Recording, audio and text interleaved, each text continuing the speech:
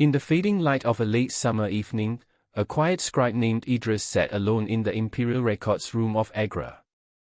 Dust floated through the amber sunlight as he gently unrolled a faded scroll, its edges softened by time.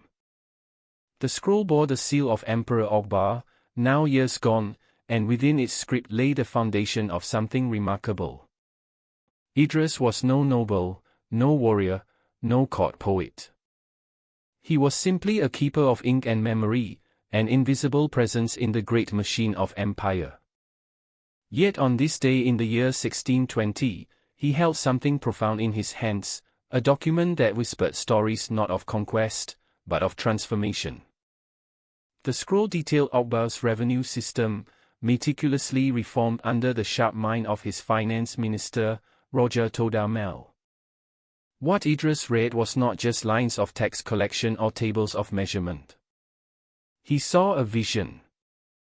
A country as vast and varied as Hindustan, stitched together not by sword, but by structure, land surveyed, records standardized, officials held accountable.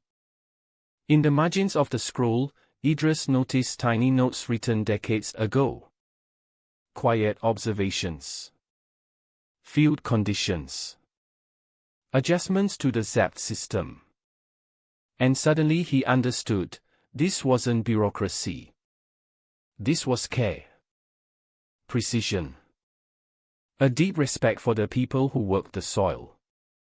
Years later, under Jahangir's reign, those reforms lived on. Jahangir, though a man of art and reflection, had continued what his father started. He didn't dismantle the system to mark his own legacy, he refined it. Idris had witnessed this firsthand. District reports were now checked rigorously. Local officers, the emirs, were trained to weigh justice as much as tax. In the imperial court, even complaints from farmers could now reach the emperor through the chain of administration. Idris remembered one such farmer, a frail man named Gopal, who once walked barefoot from his village to Agra, carrying nothing but a sealed letter of grievance. Idris had been on duty that day. He almost turned the man away. But something in Gopal's eyes, a quiet dignity, a patient hope, moved him. He sent the letter forward. Weeks later, the order came back. The corrupt local official had been dismissed. Gopal's land was returned. And a new instruction was issued: no tax shall outweigh a man's right to dignity. In that moment, Idris felt the pulse of the empire, not in its armies or forts, but in a farmer's sigh of relief and a ruler's unseen decree. This was reform. Not just policy, but empathy turned into structure. Over the years, Idris watched the system grow, falter, and rise again. It was never perfect. Corruption crept in. Drought strained even the most balanced reforms. But the idea that a government should know its people, and serve them with fairness, remained. It was carried not just by emperors, but by clerks, surveyors, local scribes. Quiet hands, like his.